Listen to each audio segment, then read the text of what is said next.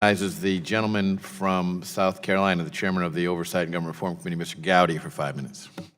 Thank you, Chairman Goodlatte. Director Ray, somewhere today, a group of our fellow citizens will be asked if they can be fair, impartial, free of bias before they sit in judgment of others on a jury. Even in the smallest of courtrooms where there are nothing but empty seats and no television cameras. Somewhere today, those selected to sit in judgment of their fellow citizens will be told that they must wait until the very last witness testifies and the last piece of evidence has been introduced before they can even begin to deliberate on an outcome. So if our fellow citizens should be impartial and free of bias, and if our fellow citizens must wait until the last piece of evidence is introduced, the last witness is called, before they can reach a verdict, a conclusion, an outcome, then I don't think it's asking too much that the Department of Justice and the FBI do the same thing. There is no member of Congress who holds the department and the Bureau in higher esteem than I do. There are others who hold you in high esteem, but I would take second place to no one. And I have defended the department and the Bureau when, frankly, it was pretty damn lonely to do so.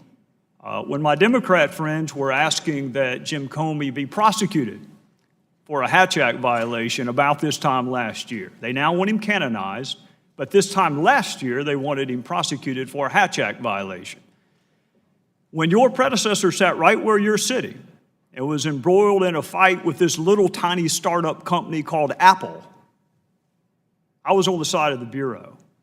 When there are calls for special counsel, even today, I reject them because I trust the women and men of the Department of Justice and the Bureau, the professionals that we hired to do their job. And the vast majority of line prosecutors and line agents are exactly what you described in your opening statement. They are exactly what you described. But unfortunately, the last 2 years have not been good years for the Bureau, and they have not been good years for the department. We had an attorney general meet with the spouse of a target of an investigation on the tarmac and asked that an investigation be called something other than an investigation, but be called a matter. We've had an attorney general recuse himself from the largest, most significant investigation currently in his office. We had the director of the FBI appropriate a major charging decision away from the Department of Justice because he was concerned that the public wouldn't have confidence if the Department of Justice handled that decision themselves. We had an FBI director write 2 politically volatile letters weeks before an election. We had an FBI director memorialize conversations he had with the President of the United States because he didn't trust the President's recall of those conversations. And I think what frustrates some folks is when Director Comey wanted special counsel for President Trump, he leaked one of those memos. When he didn't have confidence in Loretta Lynch, we didn't hear a word about it. There were no leaks that prompted special counsel when he didn't trust Loretta Lynch. There were leaks when he decided he didn't trust President Trump. We've had an acting AG fired. We've had the director of the FBI fired.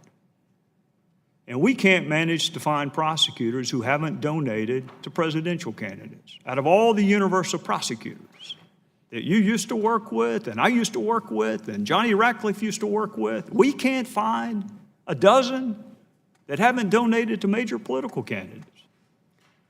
And now we have Special Agent Strzok. It was the Inspector General, not the Department of Justice, not the Bureau who found these texts. It was the Inspector General. And I share your confidence in his objectivity. I share it. But it shouldn't have been the Inspector General that had to bring this to our attention 12 months after it happened. And that same agent is the one who reportedly interviewed Secretary Clinton in an interview that you and I have never seen conducted that way before. to have potential witnesses and potential targets sit in on a witness interview. I appreciate your professionalism and your unwillingness to want to say how unprecedented that is, so I'm not going to ask you. I'll just tell you, it's unprecedented. And that same agent is alleged to have been the one that changed the language. You're right, they are synonyms. Extremely careless is a synonym for grossly negligent, which begs the question, why change it?